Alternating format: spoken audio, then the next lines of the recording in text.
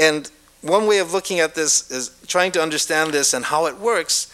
I came across this story, well, it was a Dharma talk that was given at the Honganji. And it was by a friend of mine, so that's one of the reasons I decided to look at it. And he was talking about how there was this one, well, it doesn't really matter that she was a woman, but she was a woman oncologist who had a clinic in Japan. And her mother had cancer, right? And was in the clinic, and you know, she was really trying to figure out who would be the best person on the staff to be her, you know, chief physician, her mother's chief physician, because she didn't feel that. Well, she was debating whether she should do it herself or have somebody else do it, because she was worried that maybe her personal closeness may keep her from doing, you know, what was right, what was best. So after she debated over this, she decided on this one person, and she talked to him, and he said, well, yeah, I'll be glad to, but are you sure, you know, you don't want to rethink it and take care of her yourself, you know, primarily, you know, because we're all willing to help. It's just a matter of, do you want the responsibility? Do you want, you know, do you want to take care of your own mother? You know, which is more important to you?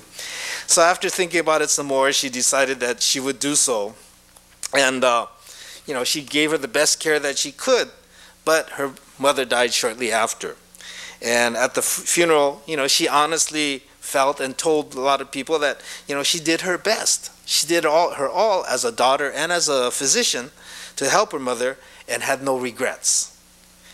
But, you know, a couple of years later, at the third annual memorial service, she admitted to the minister that, you know, she would come home each day, you know, after the day at the clinic, and sit in front of the Butsudan and wonder, and talk to her mother, and wonder, you know, if she really did do her best. You know, if that decision to be the chief physician for her own mother was the best, then would it have been better if she had asked some other doctor to take care of her, you know?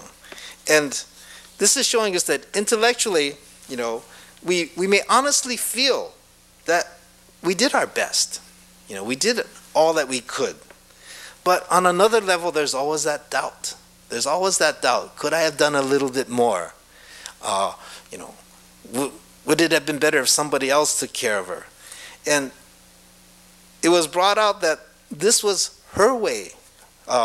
This was a way for her mother to make her a better doctor, a better daughter, a better person, who would be more sensitive to the real concerns of the families of her patients. You know, and this is that phase of returning. It gets complicated because we're talking about, you know, they talk about merit transference, but the part about returning is that people who may have passed away physically are always there, coming back and continuing to teach us and guide us through our journey through life. They're there as a very real part, you know. And this is what was really being talked about. And again, this is based on that bodhisattva ideal. You know, the people that are close to us, even the people around us now, are all manifestations of, or they're bodhisattvas trying to get us to open our eyes to the reality of life. Right? All these gates, the impermanence, the helplessness, the guilt, are all there because people, living and gone, are constantly there reminding us that, you know, maybe you're not as good as you really think you are. Right? That you tell other people you are. That you do have these doubts. You have these inner feelings. And that's okay. That's okay. Because you're trying to come to terms with the reality of your life. You're coming to see more and more how people are trying to get you to open your eyes to your own reality. One of the reasons that we call this ignorance in Buddhism, you know, not seeing that own reality, is because it's things that we know.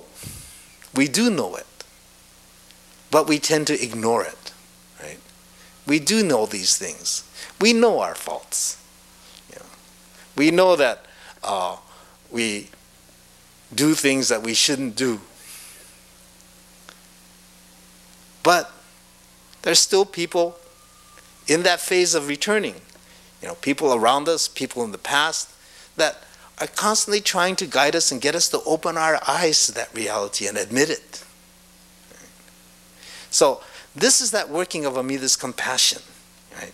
All these people, living and gone, are constantly working to get us to open our eyes to the reality of life. And again, this is why, you know, we constantly say that the Pure Land is a beautiful place, but there's nobody there. They're all here, trying to guide us through our journey through life. They're not ghosts, they're not boogeymen or anything like that, but in a very real way, they're there as a part of who we are. They're constantly guiding us and trying to point out realities to us. You know, all these seemingly unrelated things come together in a very real way. Just like this talk, you know, I started with the 3 gates and started going with the Bodhisattva ideal, but you know, it does tie in. It comes back to the same place. It comes back to me. That teaching, that compassion, all of those efforts are being directed at me. So once again, I'd like to share with you this beginning, well, actually the next part of this quote from the Kyogyo Shinsho.